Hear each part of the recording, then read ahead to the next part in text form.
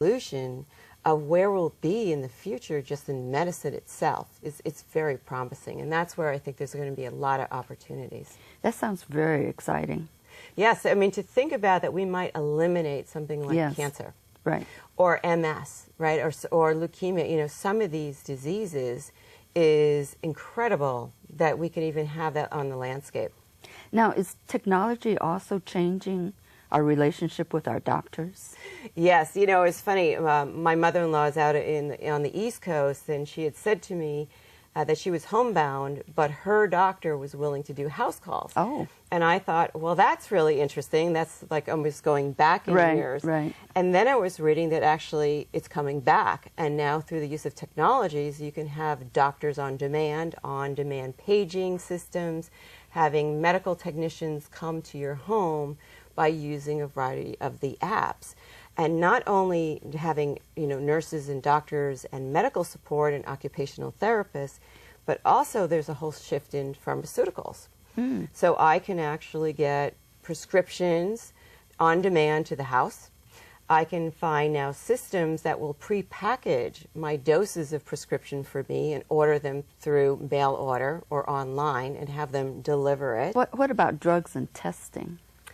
So drugs and testing, so you could pretty much get, you know, glucose testing, monitoring in the home now, sending in your samples, being able to do breathing tests, right? So, you know, even monitors to be added to your iPhone. So drugs itself, you know, you can be able to monitor your own fitness and your health and vital statistics by using either cell phones or different kind of mobile applications. Now, I read that there's an estimated 22,500 deaths per year due to medication mistakes. Where are the developments in this area to eliminate these kinds of horrible mistakes? So you can imagine, right? If you don't have your reading glasses with you one day, it's really easy to mix up the prescription bottles and effectively take the wrong prescription. So I can understand this. So now, you know, how are we helping people with their prescriptions? Because, you know, a lot of times when I visit some of the retirement communities, there's a person who helps people. Well, Right. How can technology help us? Well, one is I really like the prepackaged idea of having prescriptions packaged on demand, so every day you get your dosage. We also can use our mobile devices to give us alerts. You know, this is the take the blue pill now. Alert, take the pink pill now, or take 2 of these pills now.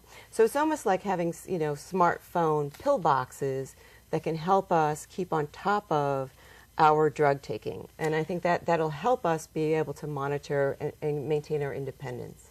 Now, will seniors be able to learn how to use all these various apps? Because some are kind of technology phobic. That's right. So again, the 50+ community is one of the faster adopters of technology, but it does have a fall off.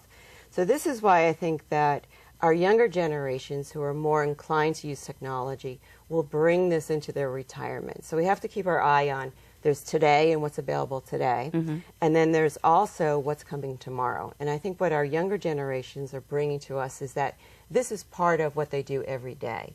So it would be very normal for them to use apps to monitor their health or fitness, their retirement activities.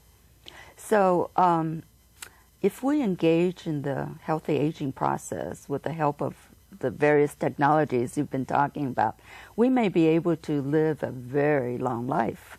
And if that's the case, we don't want to outlive our money. So how can technology help us to understand and to manage our investments? Well, Grace, it is a good point, because that's one of the other concerns that people have with retirement. Can I afford to retirement? Do I have enough to retirement? Right. Can I manage my funding of retirement? And so today, all of the large financial institutions have medical and financial plans in place. So that you can actually actively monitor your own bank accounts, your 401ks, your IRAs, your health savings accounts by looking at your phones or online. But even interesting coming forward, and actually people are using today, are these robo-advisors, which is actually algorithms, artificial intelligence, which is you don't need a financial advisor anymore. Oh, really? Because it's so smart, right? You're giving it all the data, and you're giving it your parameters of risk.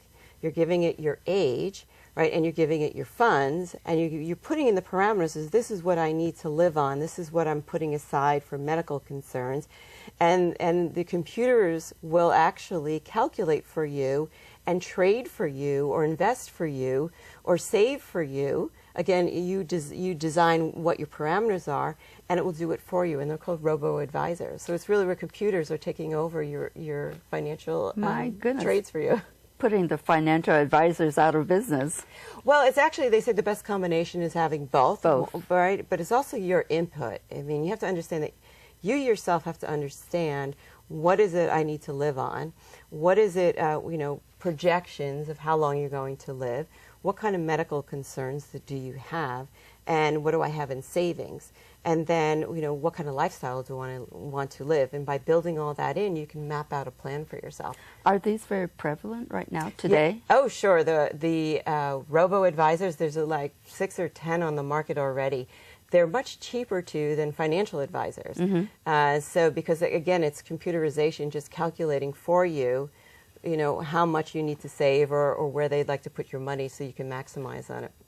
That sounds fantastic. Yeah.